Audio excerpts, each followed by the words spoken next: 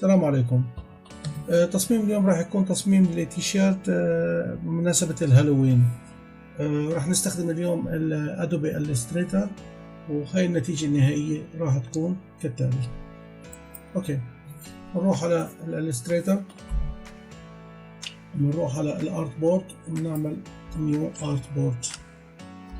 طبعا باخذ هذا الديزاين او الورك جرافيك ورك، موجود ممكن تنزله من الفري بيك.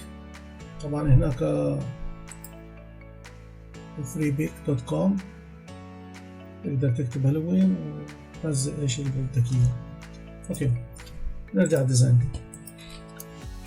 بروح على الدائرة او بضغط حرف ال وبعمل هولد على الالت والشيفت كي وبعمل دراج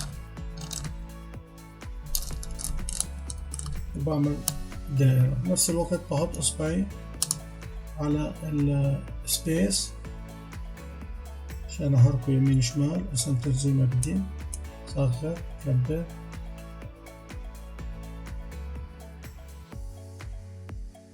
اوكي، بعدين بروح على الكلر وبعمل نان، وبروح على الستروك وبزيد حجمها تقريبا 7، بعدين بعدل. اوكي، بعمل كنترول سي، بعمل كنترول شيفت في. طبعا مبين انه فيش شي صار، بس فعليا عمل لي نسخة فوق النسخة اللي بدي اياها. كالتالي راح اعيدها edit copy، عمل لي نسخة وإيديت شيفت كنترول في بيست اون بليس. ايوه مرة.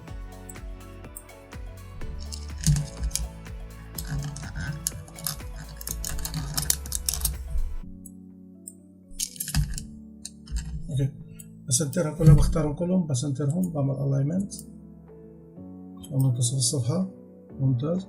بعدين باخذ كمان مرة وبعيد نفس التكنيك، كنترول سي كنترول شيفت في، وبعدين بعمل دراج وبسحب.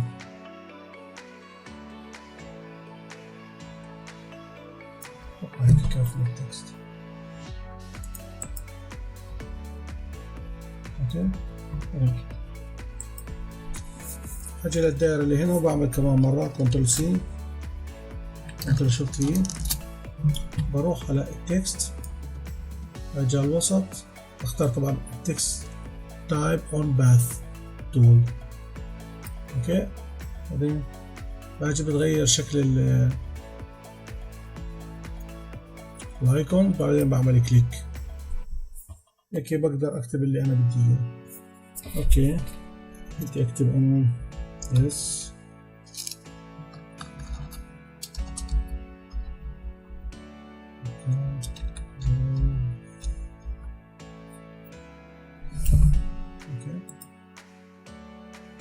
باجي على الهاندل الموجودة هنا،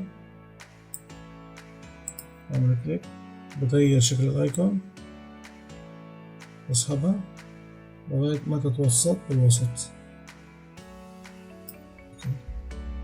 كمان مرة.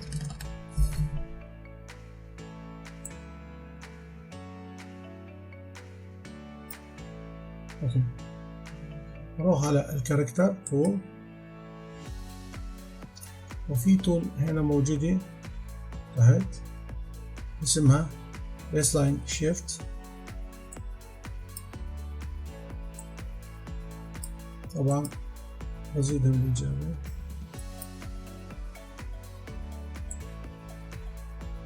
بتوسط لي التكست بالنص. اتوقع اوكي حجمه كويس. اوكي، ضل كمان كلمة عندي بس كان درايف تكتب ستيك. اجي بعمل سيلكت للتكست وبكتب كنترول سي كنترول شيفت وفي كمان مرة، صار عندي 2. اوكي، اجي على الهاندل لما تتغير عندي اعملها بالوسط هنا بسنترها، اختارها وبكتب ستيك.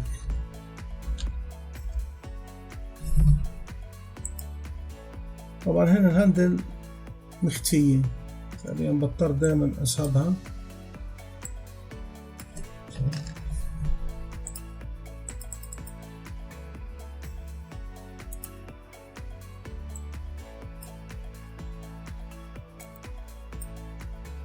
مالها بشكل مانيوال.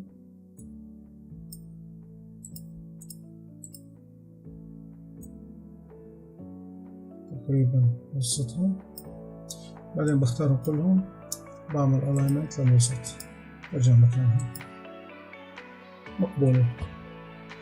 نفس الطريقة بختارها، بروح على التولز تاعت البيس لاين كاركتر،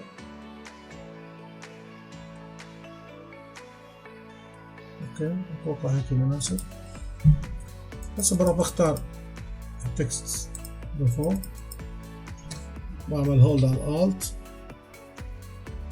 وعلى مفتاح الاسهم اليمين كبرها، بعمل المسافة ما بين الأحرف، بعدين بختارها كمان مرة، بعملها الاينمنت، شوف الهاندل هي الهاندل كمان مرة اختارها،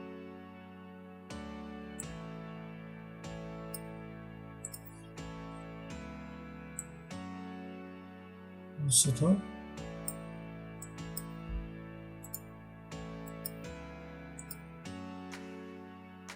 اوكي. نفس الشيء هنا اختار تكست، بعمل هولد على الالت وعلى اليمين كيبورد على اليمين، اوكي. شوف الهاندل هنا وين صار، اوكي.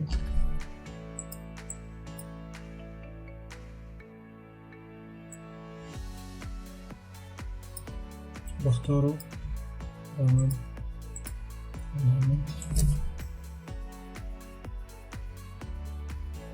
اوكي، بختار التكست اللي هنا وبغير لونه، بختار هذا اللون مثلا،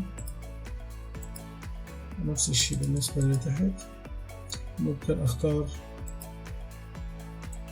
هذا اللون، اوكي.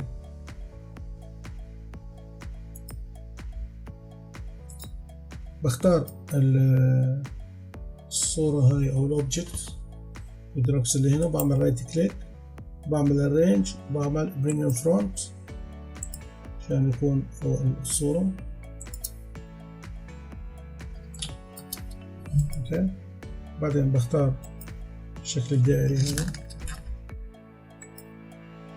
بختار الدائرة وبغير اللون تبع الفيلم، مش برايتر،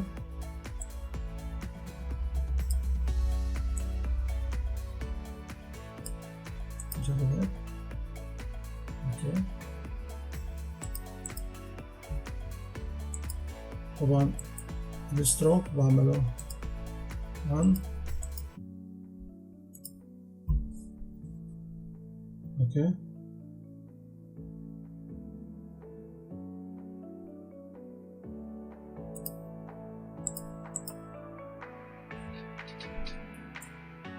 اختار الجرافيكس واكبره كمان شوية بحيث يطلع برا الدائرة شوي، اوكي.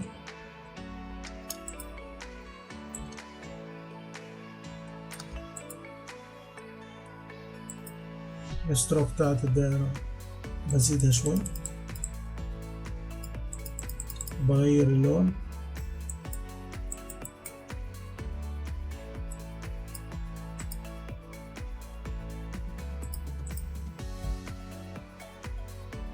اوكي. بختار الدائرة وبختار تكست وبختار كل اشي ما عدا الجرافيكس. اوكي نصغره شوي.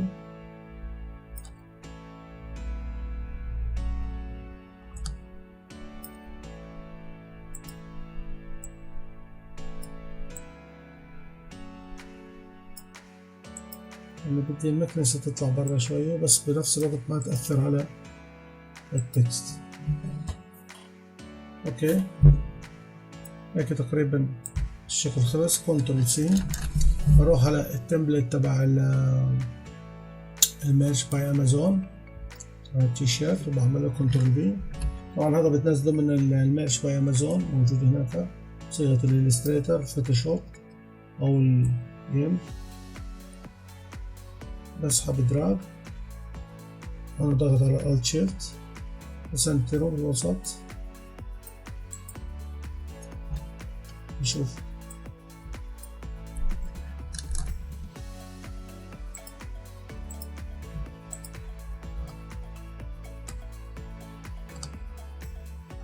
اوكي. بعدين اروح على اللاير تبع التمبلت وبختار اللون، بجرب الالوان اللي بتناسبني. راح اختار على التيشيرت تبعي لون اسود مثلا، لون رمادي ازرق. طبعا اقدر اغير التكست اذا بدي استخدم اللون الاسود مثلا، اقدر اغير لون الخطين للون الابيض واغير. طبعا بقدر استخدم اي خط انا بدي. وهيك بكون المحصلة النهائية هذا الشكل. اتمنى ان الفيديو يعجبكم. يا ريت تكتبوا لي تعليقاتكم في خانة التعليقات. شير ولايك. يعطيكم العافية.